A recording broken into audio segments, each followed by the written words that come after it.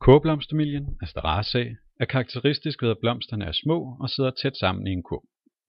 Ofte, når man ser en kurvblomst, ser man ved første øjekast tilsyneladende bare en stor blomst, men ser man nærmere, opdager man de enkelte små blomster, af hvilke der kan være adskillige hundreder i den blomsterstand, som kaldes for en kurv. Nogle gange har blomsterne i kurven forskellige farver og form, afhængig af om de sidder i kanten, kaldes randblomster, eller om de sidder i det indre, så kaldes de skiveblomster.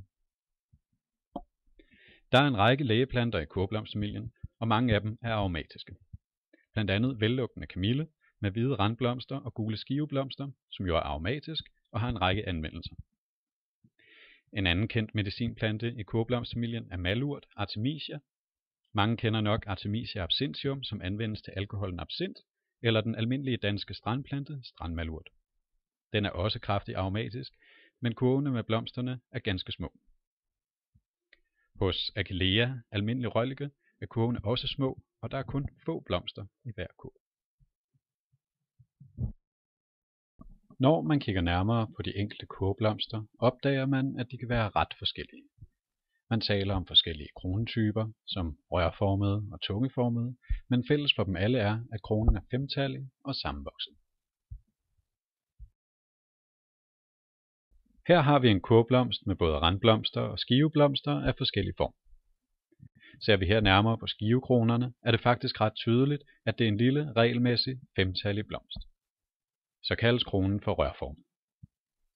Tager vi i stedet en høgeurt, ser vi, at der kun findes én type blomster i denne kurv. Det er også en mulighed.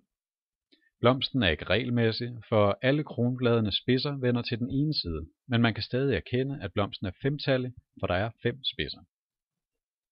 Denne kronetype kaldes ægte tungeform.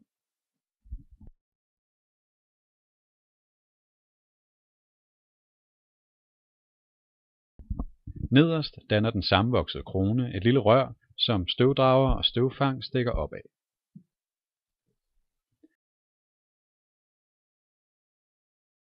Under kronen ses ofte nogle grønne blade.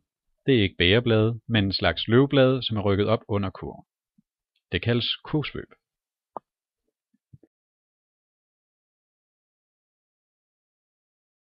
Det gælder for kurvblomsterne, at bægerbladene ofte er bortreduceret og forsvundet. Hvis de stadig er der, er de ofte omdannet til hår eller børster. Hvad de skal gøre godt for, det vender vi tilbage til.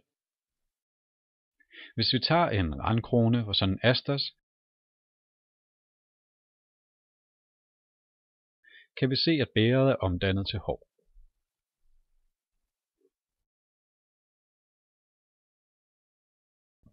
De seksuelle dele af blomsten er hos kurvblomster ret specielt.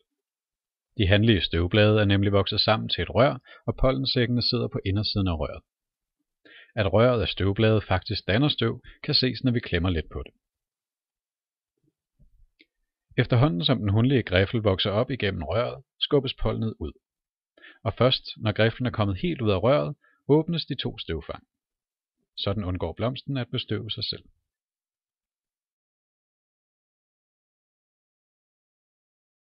Her ses tydeligt griflen, som er vokset op igennem støvbladenes rør og danner en lille sløjfe. Frugten hos kurvblomster er lille og tør og indeholder kun et frø. Det er altså en nød. Fordi blomsten er oversædig, sidder bægerbladene, hvis de altså ikke er bortreduceret, ovenover frugten. Og så kan de være omdannet til et svæveorgan, som kan sprede frøet med vinden. Denne spredningstype forekommer i en række slægter inden for kurvblomstfamilien, blandt andet hos høgeurt og mælkebøtte. Alle børn kender nok mælkebøtternes frugtstande, som man kan puste til, men de færreste kender nok det gode danske ord for de fjerformede bægerblade, fnok.